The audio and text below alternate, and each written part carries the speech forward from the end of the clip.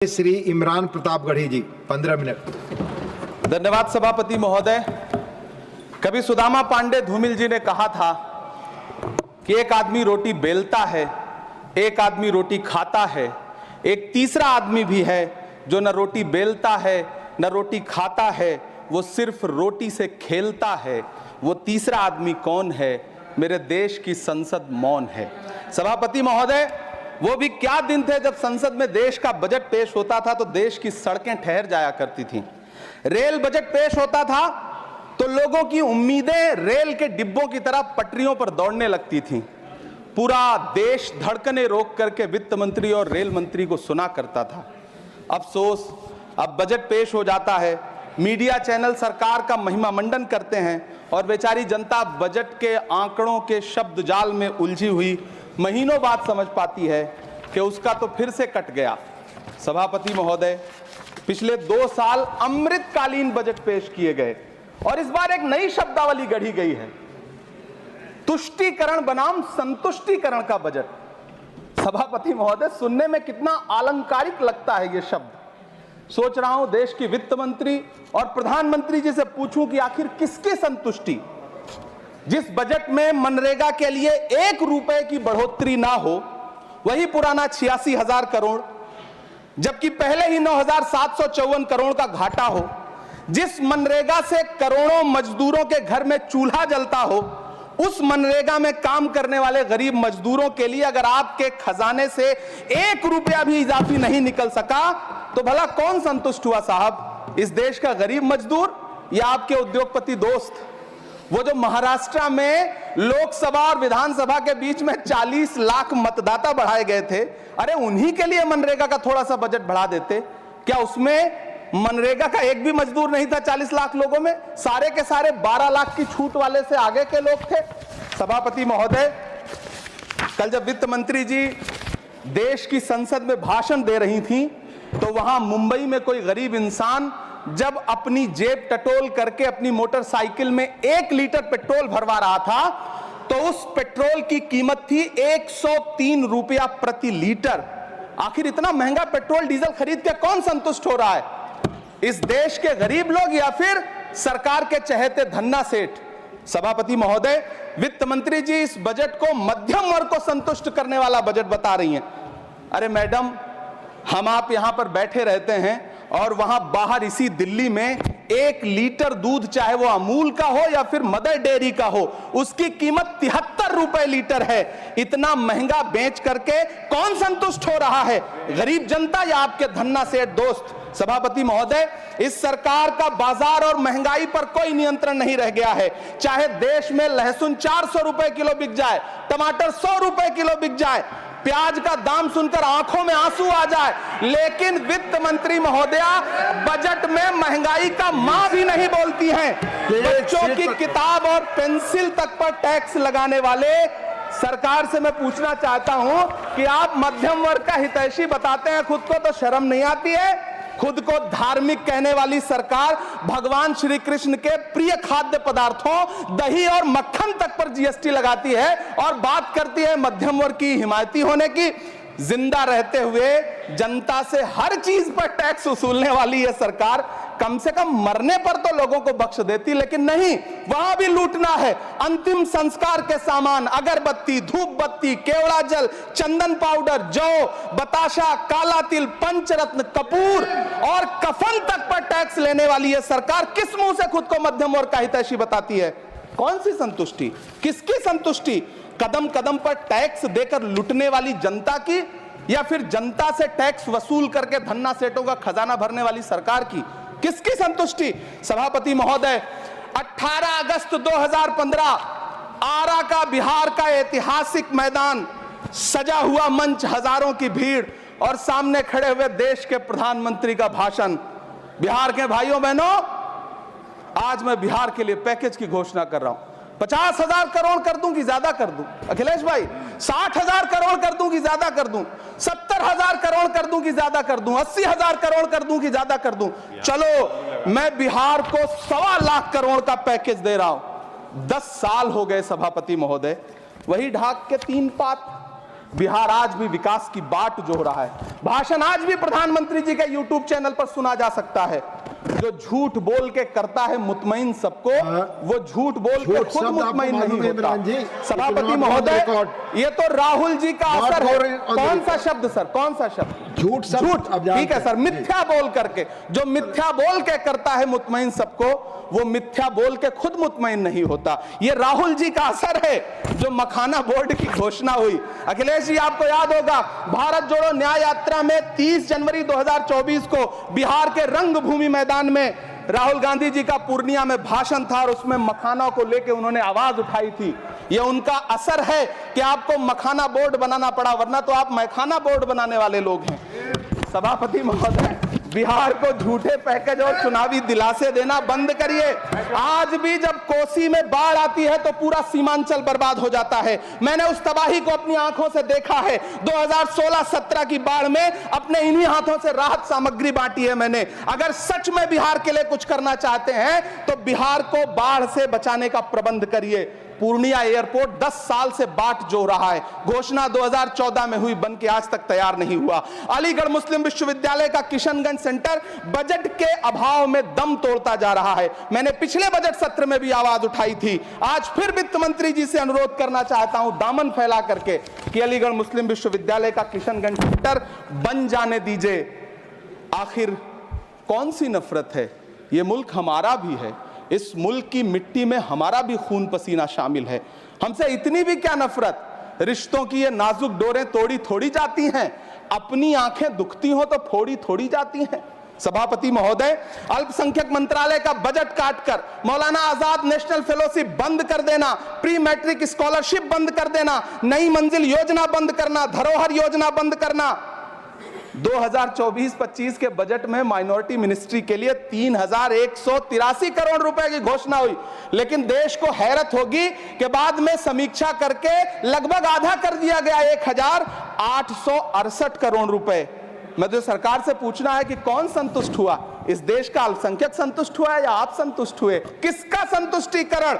सभापति महोदय, मैं प्रधानमंत्री जी से कहना चाहता हूं कि आप ही ने 1 मार्च 2018 को किंग अब्दुल्ला को, जॉर्डन के किंग अब्दुल्ला को मेहमान बना करके इसी दिल्ली में एक कॉन्फ्रेंस में कहा था कि मैं मुसलमानों के एक हाथ में कंप्यूटर और दूसरे हाथ में कुरान देना चाहता हूं। कंप्यूटर देने की बात तो छोड़िए, पढ़ाई के लिए जो स्कॉलरशिप मिल रही थी उसको भी छीन लिया आपने। किसको संतुष्ट करने के लिए? हम समझते हैं इस साजिश को। आप माइनॉरिटी मिनिस्ट्री का बजट काटते काटते एक दिन मिनिस्ट्री को ही बंद कर देना चाहते हैं। वो जहर देता तो सबकी नजर में आ जाता, सो ये किया कि हमें वक्त पर दवाएं न दी।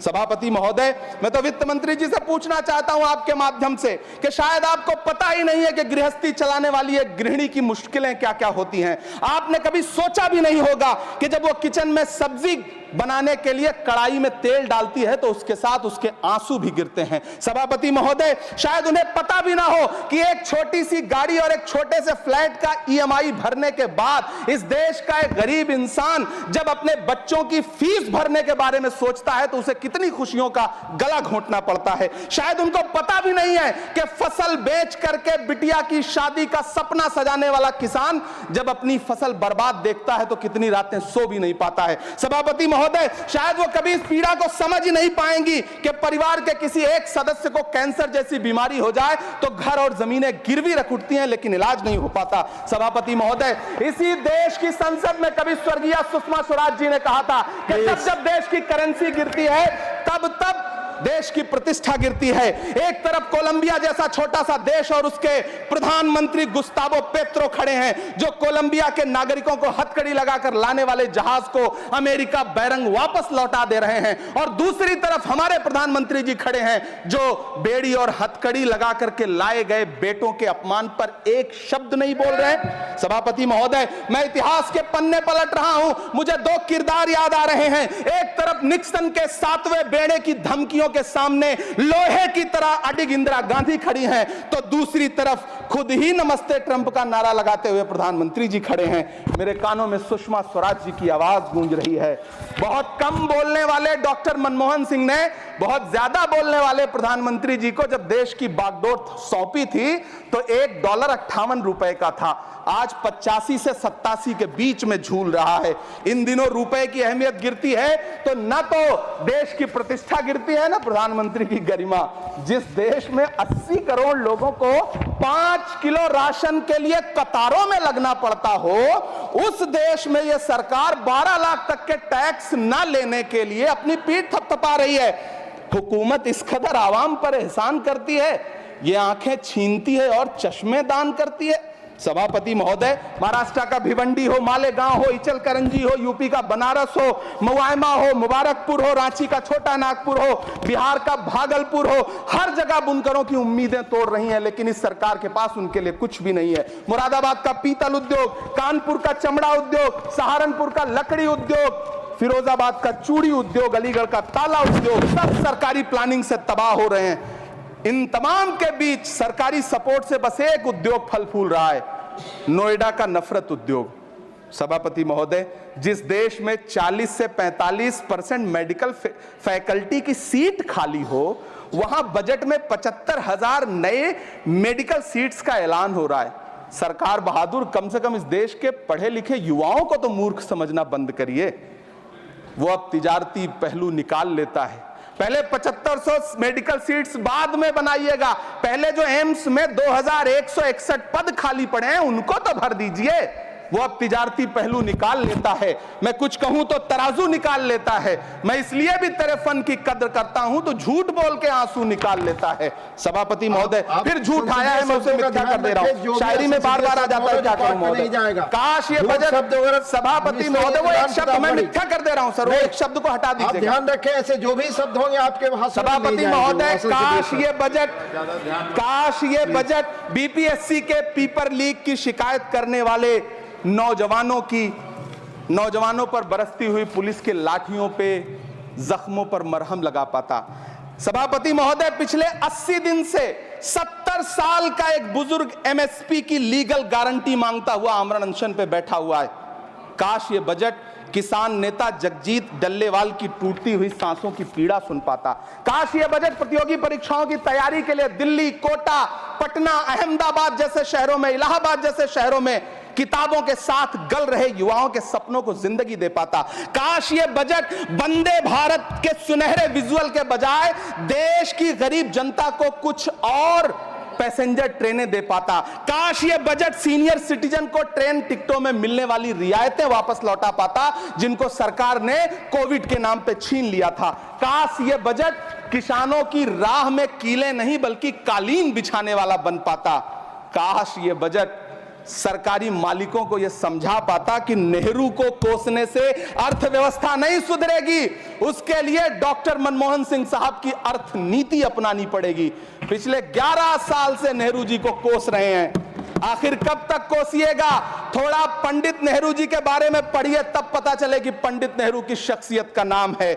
दुनिया का पहला ऐसा राजनेता जिसने अपनी जिंदगी की आजादी के लिए, देश की आजादी के लिए 3259 दिन अंग्रेजों की जेल में बिताए। पंडित नेहरू एक ऐसे महान शख्स जिनके पिता पंडित मोतीलाल नेहरू, जिनकी बहन विजय लक्ष्मी पंडित, जिनके बहनोई पंडित रंजीत सीताराम, जिनकी बेटी इंदिरा गांधी, जिनके दामाद फिरोज गांधी, सब ने अंग्रेजों से लड़ते हुए स्वतंत्रता आंदोलन में जेल काटी। आप किस मुंह से उनकी लकीर छोटी करने की बात करते हैं?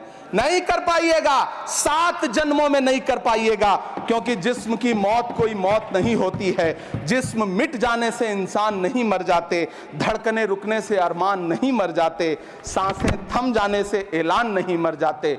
जिस्म की मौत कोई मौत नहीं होती है। सभापति महोदय, मैं आपके सामने खड़ा होकर के एक बहुत छोटी सी कहानी सुनाना चाहता हूं कि महान बादशाह सिकंदर ने जब यूनान फतेह किया तो जीत का जश्न मनाने के लिए शहर की सड़कों पर निकला।